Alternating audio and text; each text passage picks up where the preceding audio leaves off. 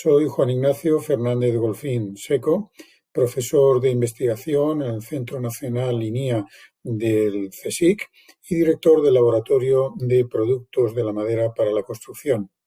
Mi especialidad ha sido durante largos años la tecnología de la madera y últimamente la mejora de la durabilidad de las soluciones constructivas con madera.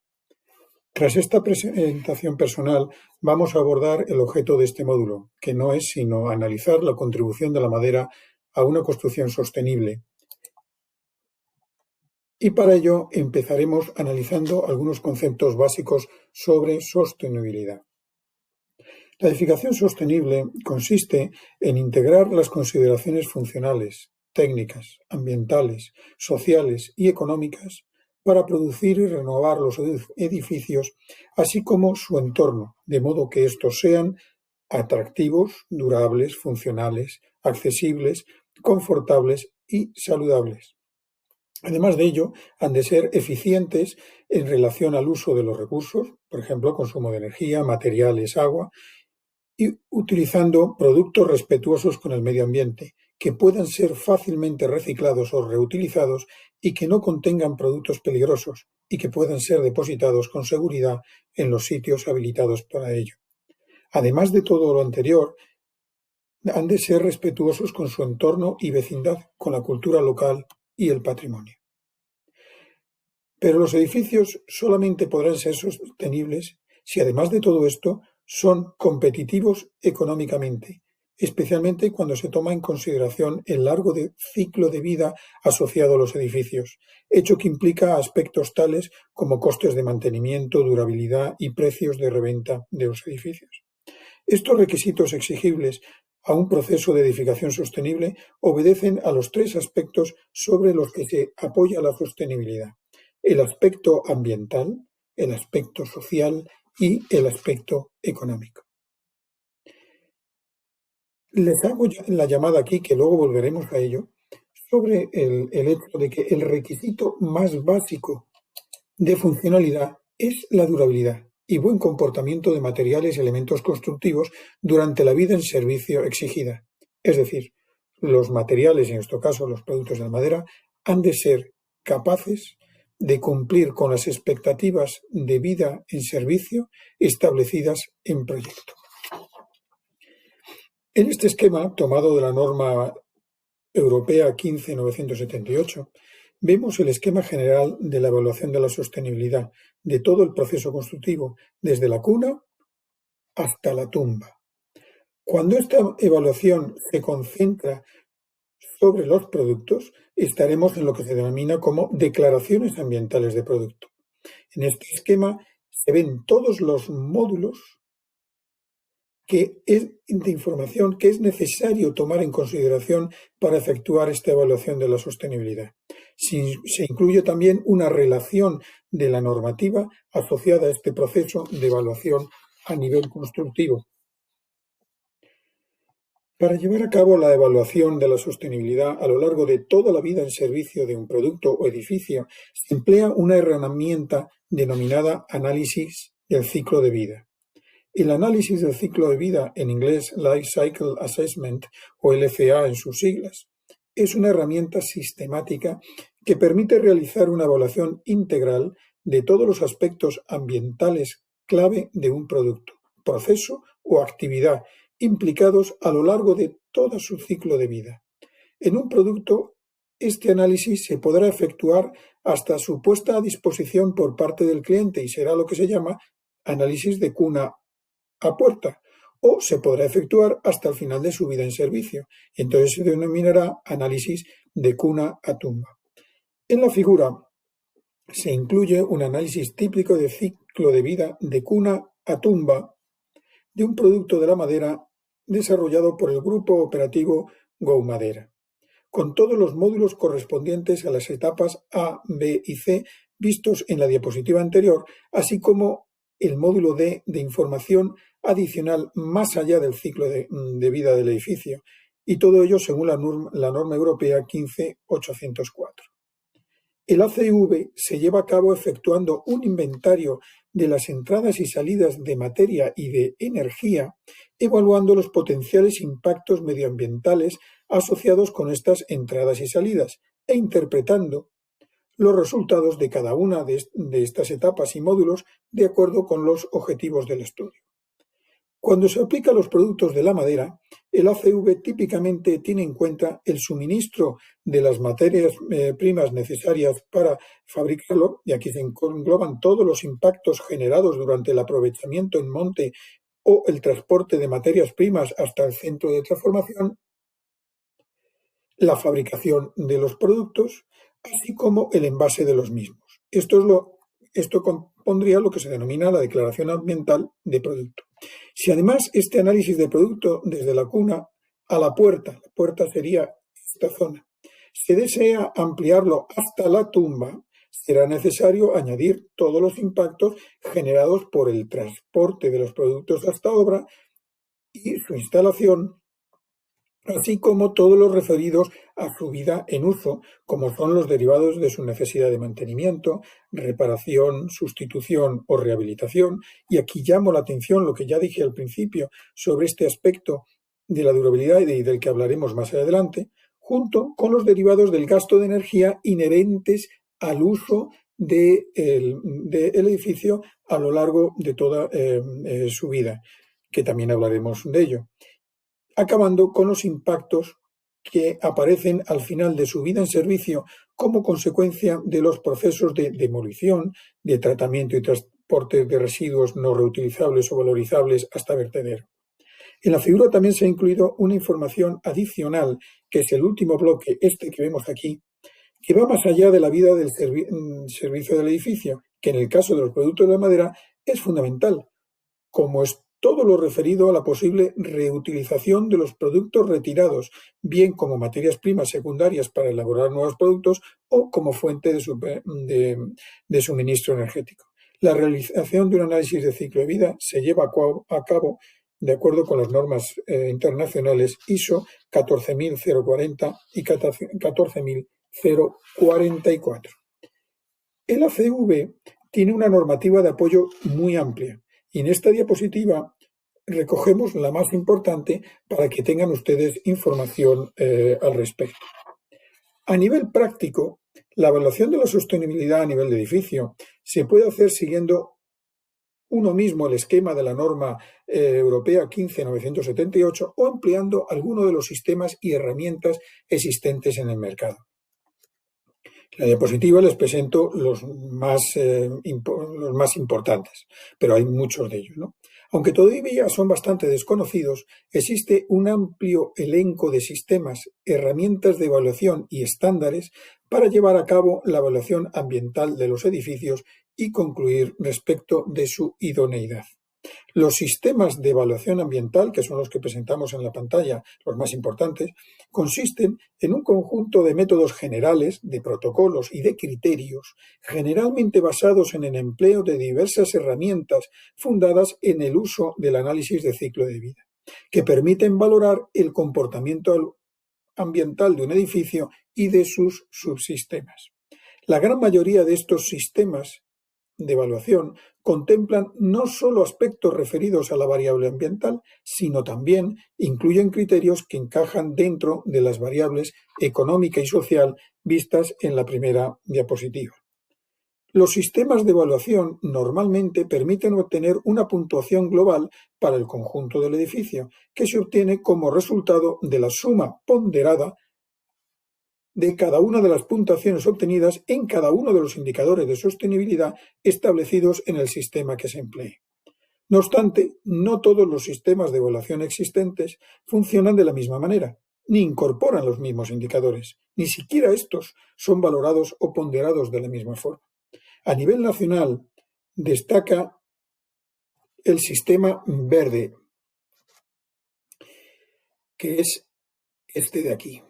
Estos de aquí, el BRIT y el LEED, son los sistemas internacionales más conocidos, y verde es el sistema nacional que procede de GBC España, el cual se basa en la metodología del análisis de ciclo de vida, esto es, evalúa la sostenibilidad del edificio en toda su vida útil, desde la extracción de las materias primas hasta su reutilización, reciclado o transporte a vertedero de estas una vez demolido el edificio, cuando ha terminado de cumplir la función para la que fue construido.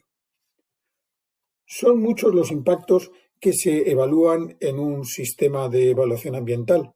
Impactos referidos o relacionados con el cambio climático, de pérdida de fertilidad de los suelos, de pérdida de vida acuática, de emisión de compuestos fotooxidantes, de pérdida de biodiversidad, de agotamiento de fuentes no renovables, de agotamiento de agua, etc. Son muchísimos y cada sistema, ya hemos dicho, que tiene los suyos y luego considera sus propios indicadores. Y cada impacto conlleva un indicador. Por ejemplo, para el cambio climático se emplea el valor de kilogramos de CO2 equivalente, así como un peso relativo en tanto por ciento de ese indicador respecto del conjunto de indicadores que considera el sistema, que este peso es útil a la hora de efectuar el cálculo global. Como para otros sistemas, Verde, esta herramienta nacional, emplea diversas herramientas específicas de evaluación de los impactos evitados o de las medidas implementadas. A diferencia de otros sistemas, Verde tiene metodologías para la evaluación de edificios residenciales, de oficinas unifamiliares o de intervenciones en rehabilitación de edificios. Es importante saber que no todos los sistemas pueden ser certificados, ni por un organismo independiente ni por el propio organismo regulador del sistema. Entre los certificables, los más conocidos son los que les he señalado en la pantalla. Están el BREEAM británico y el LEED americano, los cuales no solo buscan efectuar un análisis y evaluación de la sostenibilidad de las edificaciones, sino también permitir establecer una comparación ambiental entre edificaciones y soluciones constructivas, ofreciendo una información de gran importancia de cara al consumidor final. Desde el nacimiento de BREEAM en el Reino Unido en 1992, los sistemas de evaluación de edificios han experimentado un rápido incremento durante las pasadas 2 décadas. Algunos de ellos, como el LEED, han experimentado un rápido crecimiento que ha sobrepasado las barreras nacionales de Estados Unidos, donde fue su origen, para convertirse en uno de los principales sistemas de evaluación ambiental. Siguiendo con nuestro sistema nacional verde, en este sistema se evalúan los impactos a lo largo de la vida del edificio, utilizando para ello indicadores específicos. En pantalla ven algunos de ellos.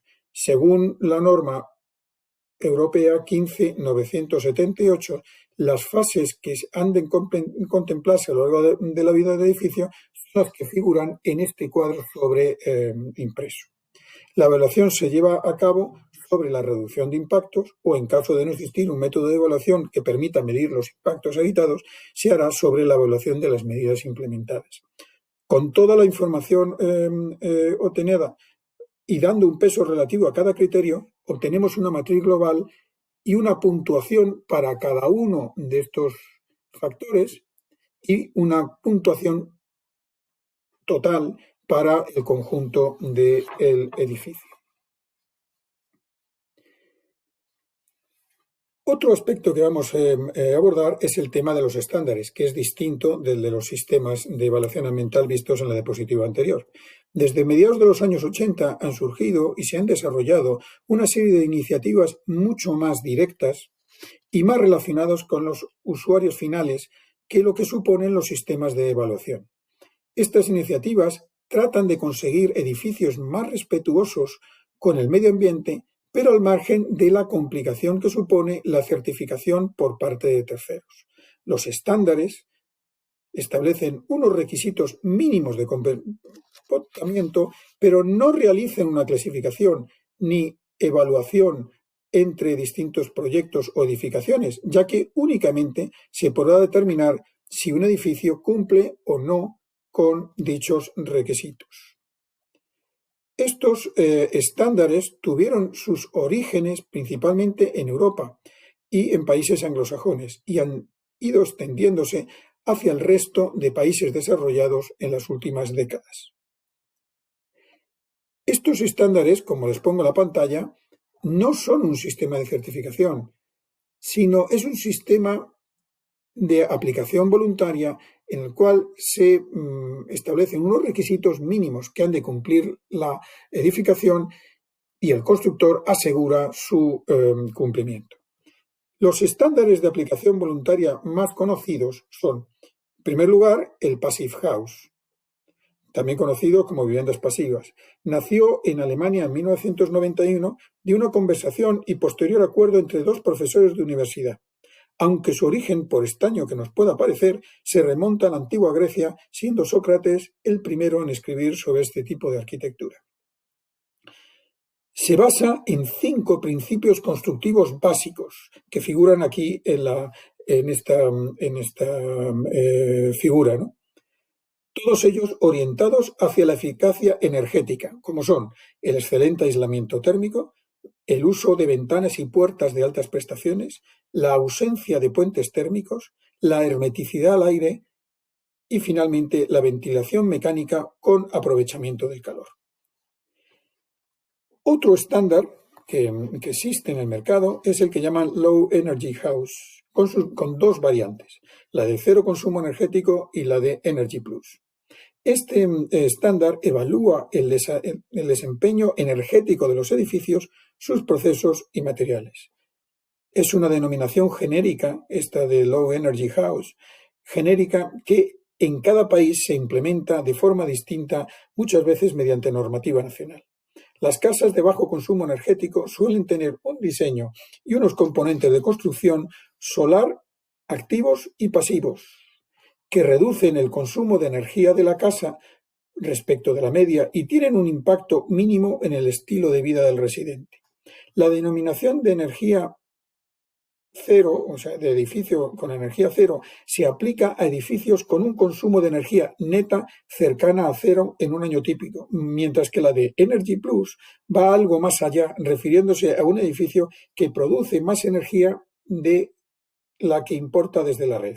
Lo lógico, cualquiera que lo piense lo verá, es que una casa low energy, en cualquiera de sus 2 variantes, sea previamente passive house y además esté dotada con sistemas activos de generación energética por fuentes renovables. Ya vamos entendiendo un poco el proceso. Passive house se refiere al sistema constructivo de la vivienda y low energy es este sistema constructivo al que adicionamos unos sistemas de generación eléctrica más o menos intensos y siempre renovables. Y luego hay un tercer estándar que es el de cero emisiones. Un edificio será catalogado como cero emisiones si el balance de emisiones de CO2 es nulo durante su funcionamiento. Hecha esta muy rápida introducción sobre algunos conceptos básicos referidos a la sostenibilidad, vamos a pasar ahora a analizar más específicamente cómo los productos de la madera contribuyen a la reducción de la huella ecológica del proceso constructivo.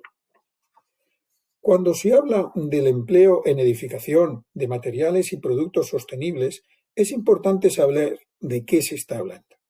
Sobre la base de lo que vimos al principio de que la sostenibilidad se asienta sobre la base de criterios técnicos y funcionales, teniendo presente las variables ambientales, económicas y sociales, la sostenibilidad aplicada a materiales y productos de construcción exige que estos sean eficaces y eficientes, tanto energética como mecánicamente, que sean aptos al uso, que no contribuyan al agotamiento de los recursos naturales, que al final de su vida útil sean reutilizables, reciclables o valorizables energéticamente para conseguir con ello que los vertidos sean mínimos y finalmente que fomenten la construcción de espacios habitables saludables.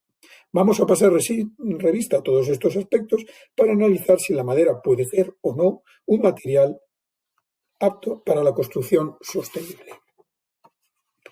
Sobre el tema de la eficacia energética, que es lo primero que vamos a ver, lo primero que tenemos que decir es que, a diferencia del resto de materiales de construcción, la madera fija y no emite CO2, motivo por lo cual tiene una tasa negativa de emisiones, es decir, por debajo de cero, y la valoración que reciben los edificios en el criterio de contribución al cambio climático es inconmensurablemente mejor cuando se emplean cantidades significativas de madera que cuando ésta no está presente.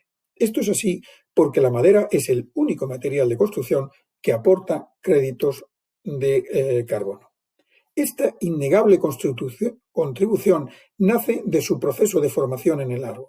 La madera se elabora por el árbol mediante un proceso denominado fotosíntesis, por el cual el CO2 atmosférico, en presencia de luz y de agua, se transforma químicamente en carbohidratos, composición básica de la madera.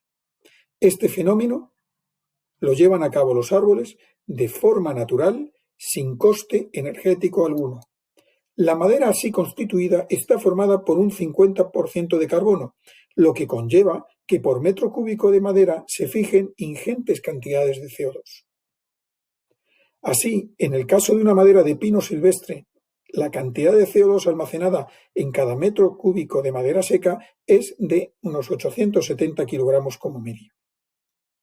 La cantidad exacta de CO2 almacenada por metro cúbico de madera varía en función de la densidad. A mayor densidad, mayor cantidad, motivo por lo cual es habitualmente empleado un valor medio, y eso lo habrán oído ustedes muchas veces en la bibliografía, de fijación de 1 tonelada de CO2 almacenada por metro cúbico de madera seca. Los productos de la madera son materiales energéticamente eficientes, ya que en sus procesos de elaboración no solo se consume menos energía que en los procesos de construcción alternativos, sino que además gran parte de la energía que se emplea en el proceso procede de la valorización energética de los residuos generados durante el propio proceso de elaboración. Se compara el proceso de elaboración de la madera con el de sus competidores más directos, por ejemplo el hormigón y el acero, se observará un esquema muy similar, pero con la enorme diferencia de que en todas las etapas de los procesos de elaboración, la demanda de energía externa es notablemente inferior en el caso de la madera, porque gran parte de la energía demandada, que ya de por sí es menor, porque la madera es un material de baja densidad y muy fácil de elaborar, procede de la valoración energética de los residuos generados. Lo ven aquí. Dos importantes diferencias aparecen en esta comparativa entre materiales, la madera y acero y hormigón.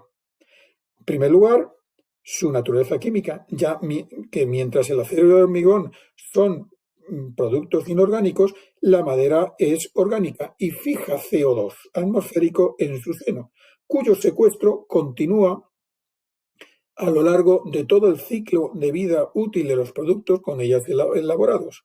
De ahí el interés medioambiental de emplear madera en aplicaciones de larga vida. Conforme mayor sea su vida, la fijación, el secuestro del carbono será más largo. Y la segunda importante diferencia que aparece entre los materiales es que al final de la vida de los productos, además de la reutilización y del reciclado, y por supuesto el abandono a vertedero, la madera incluye una cuarta posibilidad, que es la valorización energética. Siguiendo con el tema de la comparación respecto de la eficacia energética y el análisis de los distintos productos y materiales de la construcción, en el cuadro adjunto se presentan las cifras de emisiones de CO2 publicadas por un organismo de referencia como es el Instituto de Edificación y Medio Ambiente de Alemania, y algunas cifras además tomadas o generadas por el Grupo Operativo Nacional Go Madera. Aquí ven ustedes el link del centro alemán. El link del Grupo Operativo Go Madera lo veremos en otra diapositiva, pero vamos, básicamente es la página web de Madera. En la parte superior de la tabla, que es la que les presento aquí, se da una comparativa de la madera con otros materiales, pero sin tener en cuenta el efecto del CO2 almacenado en la materia prima, lo que llamamos CO2 biogénico. De la comparación entre materiales se deduce que la cantidad de energía embebida en el producto por cuenta del proceso de elaboración, que son básicamente emisiones, es notablemente inferior en el caso de la madera, ya que su proceso de elaboración es muy sencillo. Ven aquí la cifra de la madera de pino en cuanto a emisiones por proceso de fabricación es de 0,18 y ven ustedes la de los otros productos como van aumentando hasta llegar al aluminio virgen, que es altísima. Pero donde se aprecia de forma clara la diferencia entre productos, aún más, diría yo, es en la parte inferior del cuadro, la que acabo de abrirles, la que ya sí tiene en cuenta la contribución del CO2 biogénico almacenado en la propia materia prima, en la que se observa que los productos de la madera tienen tasas muy negativas de emisión, tanto más negativas conforme el proceso de elaboración sea menos intenso. Esto se ve en la tabla porque la madera serrada tiene valores superiores, ya que digamos, el gasto energético en su proceso de elaboración es menor, y los tableros, conforme su proceso de elaboración es más largo, más complicado, obviamente consumen más energía en el proceso de fabricación y por ello la tasa final es menos positiva. Estas cifras han llevado a la Comisión Federal del Reino Unido a recomendar la sustitución, cuando sea técnicamente posible, de otros materiales de construcción por productos de madera para, de este modo, reducir las emisiones de CO2, ya que, según sus cálculos, las emisiones de gases de efecto invernadero podrían ser reducidas entre el 40 y el 80% por edificio mediante esta estrategia de sustituir otros materiales de construcción por la madera. Para ir acabando con el tema del análisis de la eficacia energética de los productos de la madera, este es un aspecto al que le presto mucha atención porque es muy importante. Según la metodología de análisis de ciclo vida, cuando se comparan entre sí materiales, ha de hacerse empleando las mismas unidades funcionales. En el ejemplo que les traigo en esta diapositiva, se efectúa una comparación entre elementos estructurales tipo viga, considerando unos mismos niveles prestacionales, tanto de carga permanente como de uso, y de separación entre apoyos. En el ejemplo, se trata de comparar las emisiones de CO2 ligadas a la fabricación de vigas fabricadas con 4 posibles materiales: aluminio, hormigón, acero y madera serrada. Vigas que han de ser capaces de hacer frente a los mismos requisitos prestacionales. Los datos proceden de la Escuela Nacional Superior de Tecnologías e Industrias de la Madera de Francia y son muy claros. En el caso de la madera, que ahora aportamos tanto la cifra de emisiones ligada al proceso de fabricación como el valor del cómputo global, incorporando ya el CO2 almacenado en la propia materia prima, el CO2 biogénico. En esta comparación ya ven ustedes cómo sale muy beneficiada la madera, lo cual nos lleva a concluir que efectivamente es un material que energéticamente es muy eficaz. En esta otra diapositiva traemos una comparación, un análisis de datos ya propios haciendo uso de madera nacional, como es el pino laricio. En este balance, efectuado en el seno del Grupo Operativo Go Madera, se detallan en rojo las emisiones producidas en el proceso de elaboración y en verde la cuantía de carbono biogénico, que es el que corresponde al fijado en el proceso de fabricación de la madera por parte del árbol. El resultado del balance se aporta en color amarillo, lo ven en la parte de arriba, el cual, como vemos, está en el entorno de 1,61 toneladas de CO2 equivalente. Si se quiere consultar datos sobre otros productos de la madera, se puede acceder a la página web del Grupo Operativo Go Madera mediante el enlace que figura aquí en la pantalla. Pero hasta ahora la comparativa entre productos se ha efectuado en función de la energía embebida en ellos, expresada en forma de kilogramos de CO2 equivalente. Pero hay otro aspecto sobre el que es necesario tomar conciencia, como es el de la conductividad térmica de los materiales y productos de la construcción, que en el caso de la edificación repercute directamente en los gastos de energía por climatización de los espacios interiores.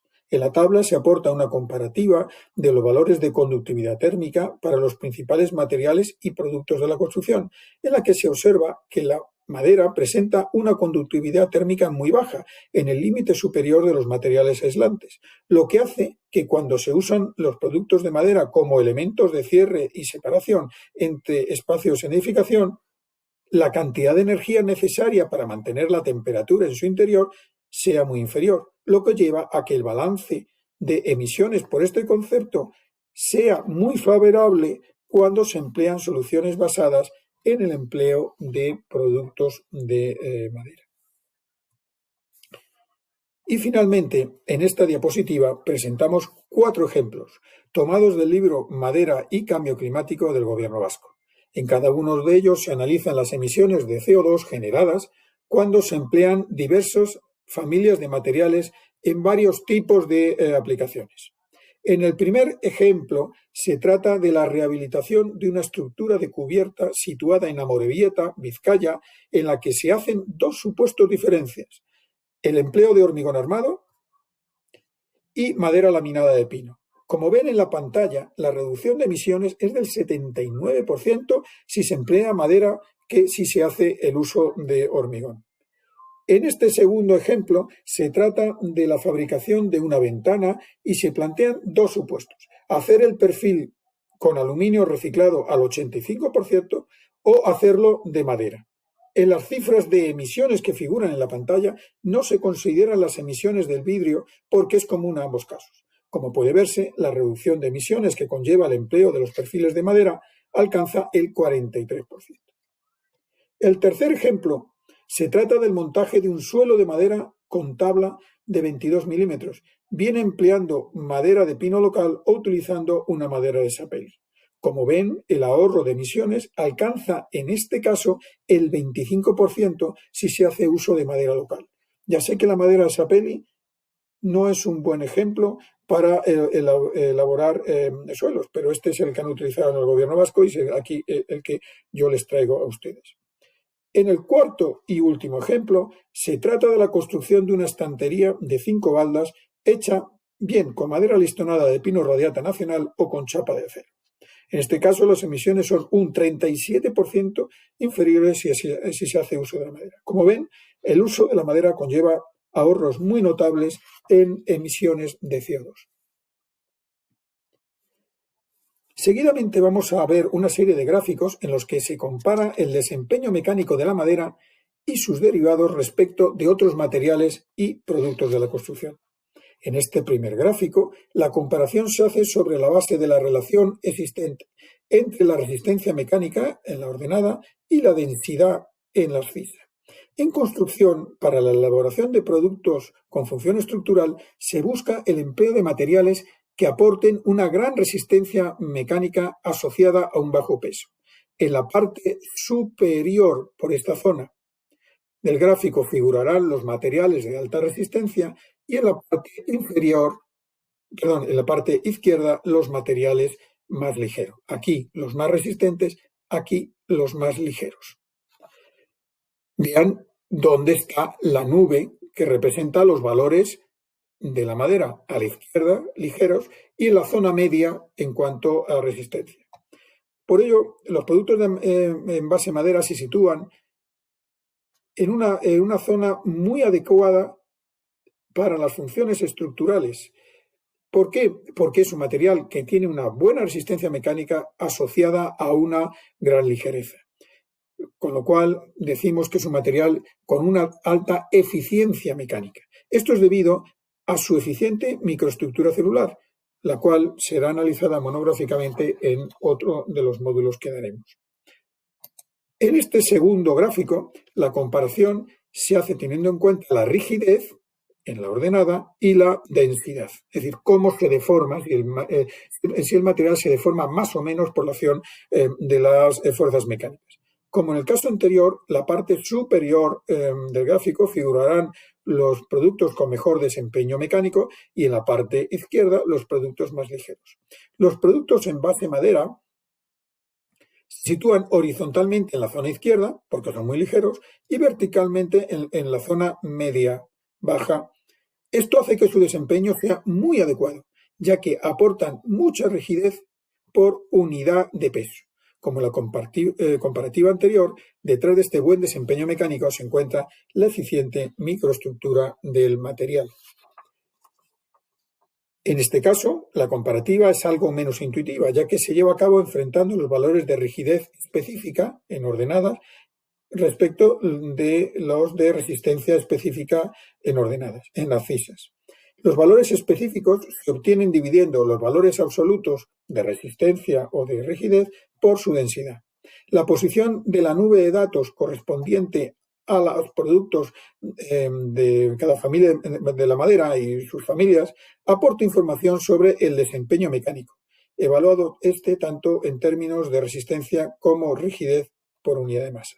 Lo ideal para los materiales de construcción es que se sitúen en la diagonal,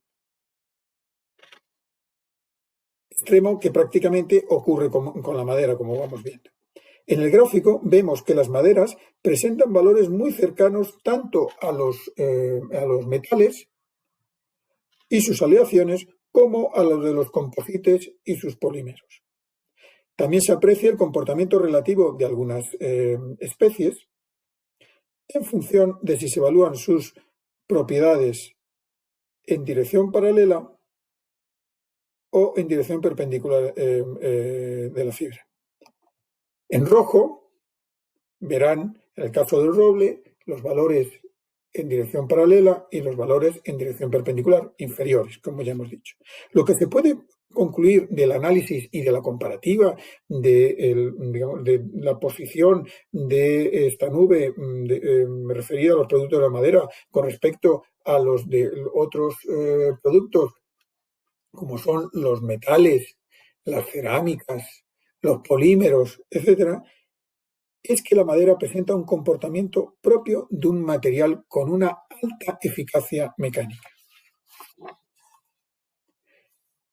Ya hemos analizado suficientes datos técnicos como para concluir y tener muy claro que la madera y sus productos son materiales con una alta eficacia mecánica, pero lo que realmente nos demuestra la alta eficacia mecánica y la aptitud de la madera al uso constructivo son precisamente los ejemplos, y estos nos hablan con una enorme fuerza. Mercados Santa Caterina, unas naves de almacenamiento de sales, etc. En la pantalla tiene algunos ejemplos significativos tomados de los miles que se pueden encontrar a lo largo de toda nuestra geografía nacional y que nos llevan a sacar la única conclusión posible, que la madera es un material perfectamente adaptado al uso constructivo.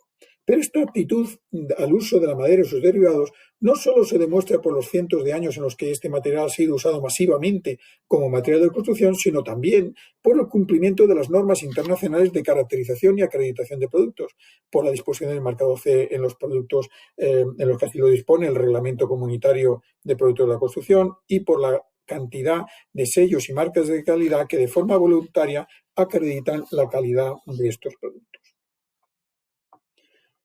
A diferencia de los restantes productos de la construcción y especialmente respecto de sus principales competidores estructurales, el hormigón y el acero, la madera puede acreditar documentalmente la sostenibilidad de sus aprovechamientos y aprovisionamientos. La gestión forestal sostenible, acreditada externamente por grandes organizaciones internacionales, permite asegurar a terceros la sostenibilidad de los aprovechamientos y la certificación de la cadena de custodia del material, también por estas mismas organizaciones, permite asegurar la sostenibilidad de los aprovechamientos y suministros. Pero, además, es necesario hacer constar que el uso de la madera obliga a la gestión forestal y desde el mismo momento en el que ésta se lleva a cabo de forma sostenible, permite algunos beneficios colaterales para el propio bosque, como son Primero, la reducción del número e intensidad de los incendios forestales, la generación de empleo y economías rurales. Y por ello, a este respecto es muy importante saber y comunicar que el monte español está absolutamente infrautilizado, ya que como media se aprovecha solo el 35% del crecimiento corriente, aunque esta cifra varía notablemente entre comunidades autónomas. Como conclusión, se puede afirmar que la madera es un material sostenible, que por tanto no agota los recursos naturales y además es renovable, a diferencia de sus competidores de construcción.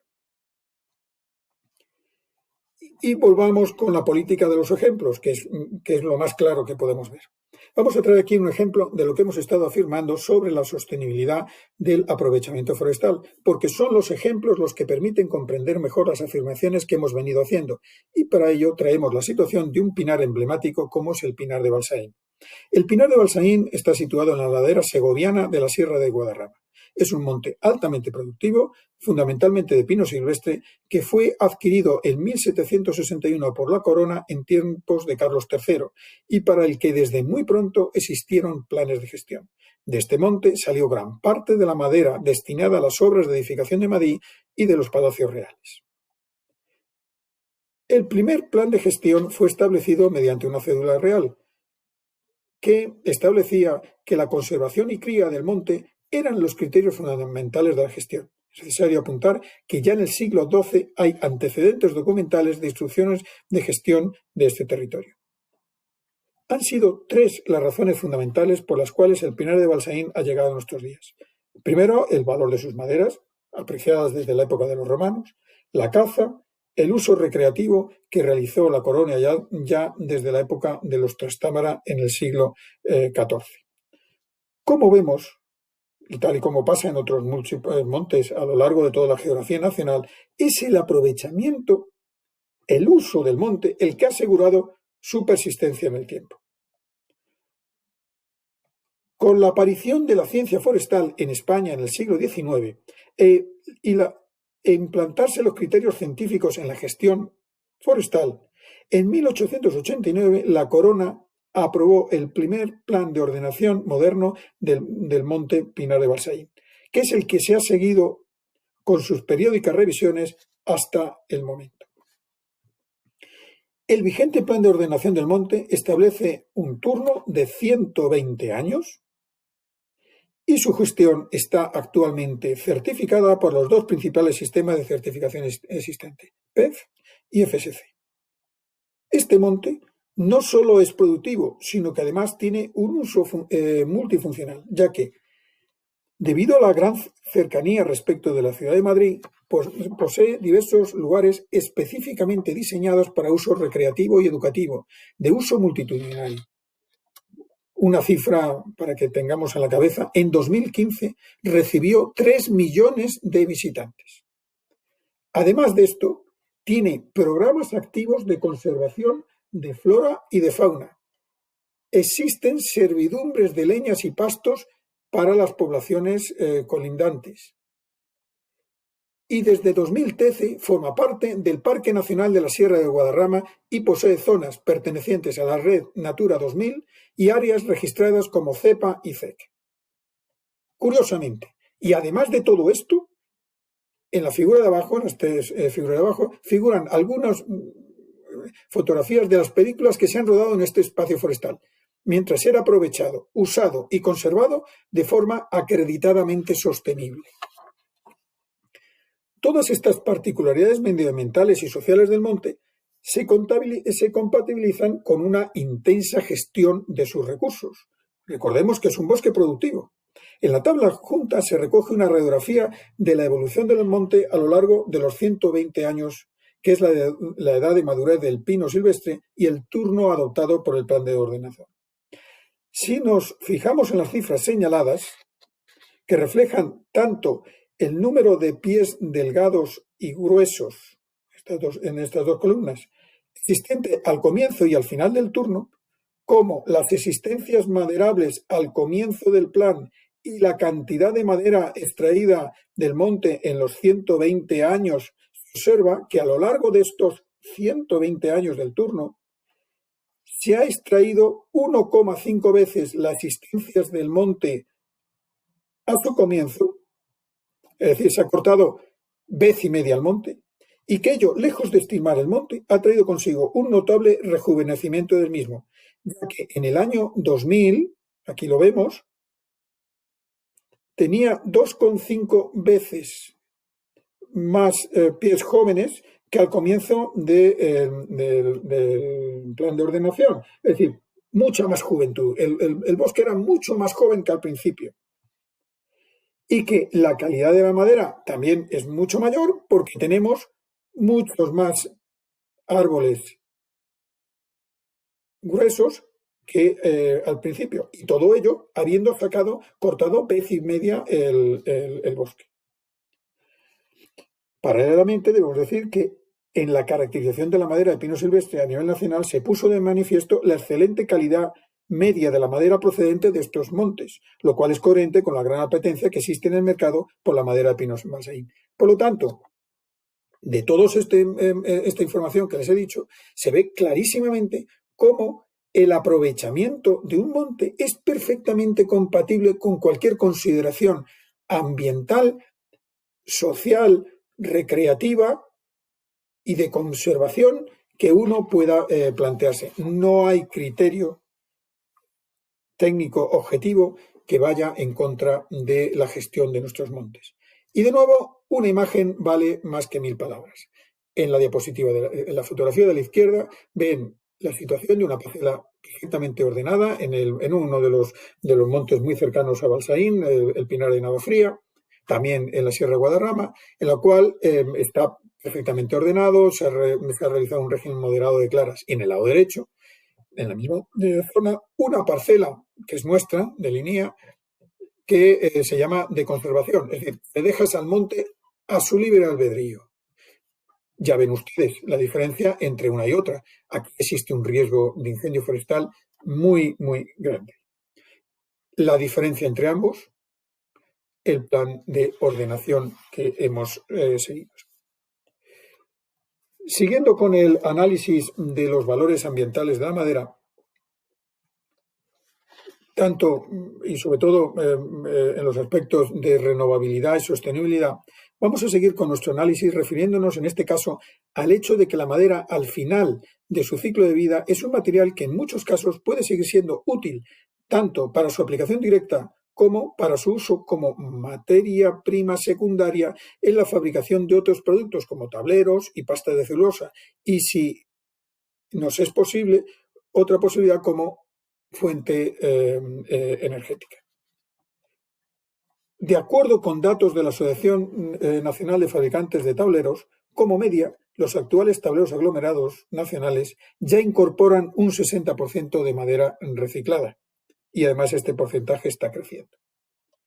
Y en este último pantallazo también traemos algunos datos oficiales sobre la duración del ciclo de vida de algunos productos de la madera. En el caso de las viviendas, hemos empleado el dato de la duración máxima exigible por el Código Técnico de la Edificación Nacional, que es de 50 años, si bien hay notabilísimos ejemplos en los cuales la durabilidad queda acreditada por encima de esta cifra de los 50 años. Para ir acabando ya esta charla, vamos a abordar uno de los últimos aspectos, que es el de la salud. Con respecto al carácter saludable de la madera como material de construcción, estas son algunas ideas fuerza que se deben emplear para defender a los productos de la madera en este apartado. Son los datos que empleamos en los proyectos Construir y Vivir con Madera y que fueron analizados por el Instituto Biomecánico de Valencia en un exhaustivo trabajo de análisis de resultados científicos publicados en la bibliografía científica y que fue pagado por estos proyectos. Entre los resultados, cabe citar que la madera es un buen corrector acústico. De hecho, se utiliza muchísimo en gran cantidad de locales de actividades musicales, porque limita la reverberación. Protege frente a los cambios climáticos. El confort térmico es superior tanto en lo que se refiere a temperatura como en lo que se refiere a humedad relativa. Reduce el riesgo de lesiones. Verán ustedes que los verdaderos polideportivos en donde se hace actividad física de alto nivel incorporan suelo de madera. Y luego, además, mejora el estado emocional de las personas. Yo por esto ruego a todos los oyentes que lean el libro que editó al respecto el proyecto Vivir con Madera para de este modo defender los valores saludables de la madera frente a terceros. Como repaso final de todo este proceso que hemos seguido de análisis de los valores medioambientales de la madera, vamos a ver cuáles son las conclusiones que podemos sacar. En primer lugar, el aprovechamiento forestal ordenado es compatible con cualquier tipo de figura protectora y es garantía de persistencia en el monte. Por lo tanto, el uso de la madera no agota los recursos si estos proceden de fuentes legales y sostenibles. Segundo aspecto, el monte español está infravalorado. Cortamos aproximadamente el 35% de lo que producimos. El aumento del consumo no va a producir ningún daño a nuestros montes. A la industria realmente lo que le interesa son las plantaciones. De hecho, la madera que estamos utilizando básicamente procede en un 63% de plantaciones forestales. Es decir, que aún así nuestros bosques más naturales no sufren con el incremento del consumo de la madera.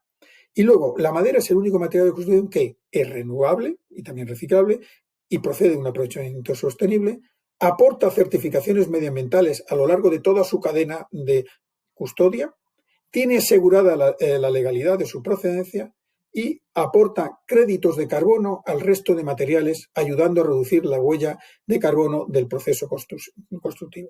Yo creo que todos estos aspectos que hemos visto evitan tener reticencias respecto del uso de la madera, y yo les ruego que usen todos estos criterios frente a nuestros prescriptores y usuarios. Ahora bien, he de hacerles un llamamiento final y con ello ya acabamos esta charla.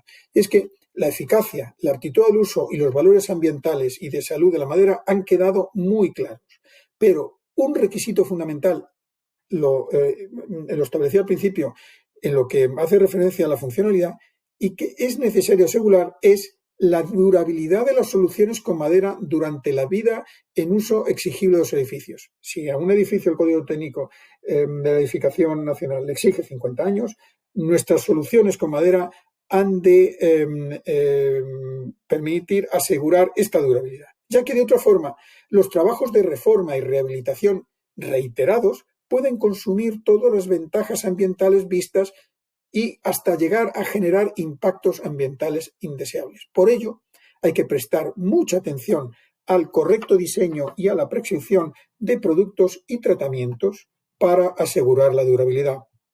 A esto dedicaremos un módulo formativo entero porque es el aspecto más crítico al que hay que prestar una gran atención. Pues nada, yo muchísimas gracias por su atención y aquí hemos acabado.